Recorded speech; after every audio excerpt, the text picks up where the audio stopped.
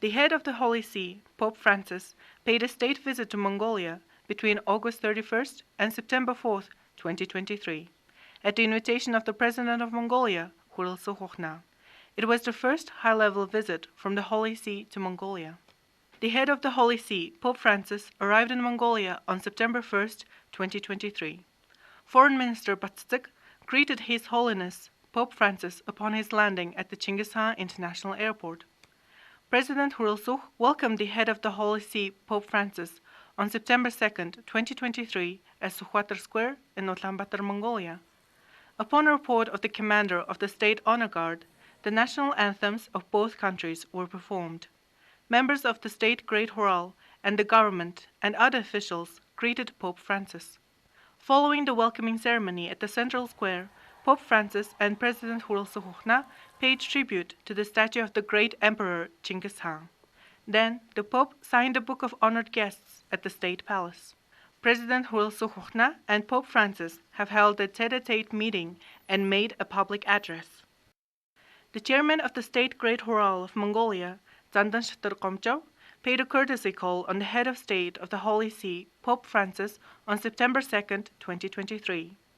The chairman of the State Great Choral, Zandan Shtar, noted that we are happy that His Holiness Pope Francis is paying this visit at the highest level for the first time in the history of relations between the two countries, at the invitation of the President of Mongolia, Hurulsuh. On September 2nd, 2023, the Prime Minister of Mongolia, Oyun, paid a courtesy call on the head of the Holy See, Pope Francis. The Prime Minister expressed his pleasure to meet with Pope Francis during the state visit, which will be marked in the history of the relations between Mongolia and the Holy See. This year marks the 31st anniversary of the establishment of diplomatic relations between Mongolia and the Holy See, and Prime Minister Oyun and Pope Francis discussed the possibilities of expanding bilateral cooperation by harmonizing efforts to overcome the challenges facing the world.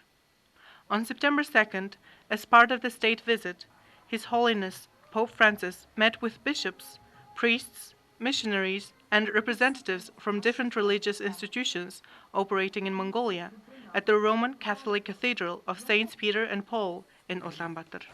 On September 3rd, 2023, as part of His Holiness Pope Francis' state visit to Mongolia, an ecumenical and interreligious meeting was held at the Hun Theatre in Ulaanbaatar, bringing together leaders and representatives of different religious institutions operating in Mongolia.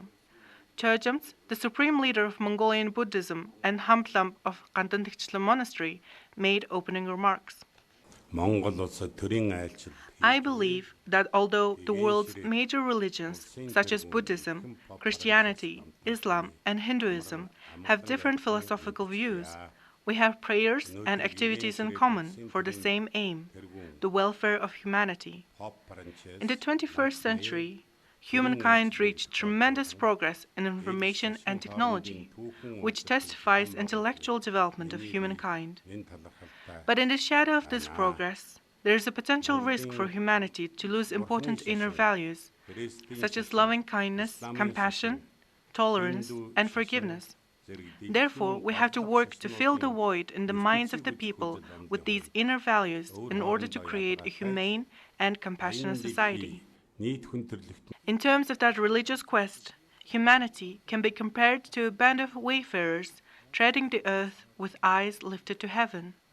A traveler from afar once observed that here in Mongolia he saw nothing but the sky and earth. I am happy to be with you for this significant moment of encounter. The fact that we are meeting together in one place already sends a message. It shows that religious traditions, for all their distinctness and diversity, have impressive potential for the benefit of society as a whole. If the leaders of nations were to choose the path of encounter and dialogue with others, it would certainly be a decisive contribution to ending the conflicts continuing to afflict so many of the world's peoples. The beloved Mongolian people have made it possible for us to come together for our mutual enrichment, for they can want a history of coexistence between the followers of various religious traditions. Furthermore, His Holiness pointed out that Kharkhodan, the ancient imperial capital, was impressive because it housed places of worship belonging to different creeds within its walls, exemplifying commendable harmony. The meeting was a call to action for all believers to come together and work towards a better future for humankind. I am a Catholic nun. I arrived in Mongolia in 2000. Then I became acquainted with other religions, such as Buddhism and shamanism. We are all God's beloved children, regardless of our religion. Therefore, I work not only with Catholics, but also with other members of greater religious family. We must work together, regardless of our religious beliefs.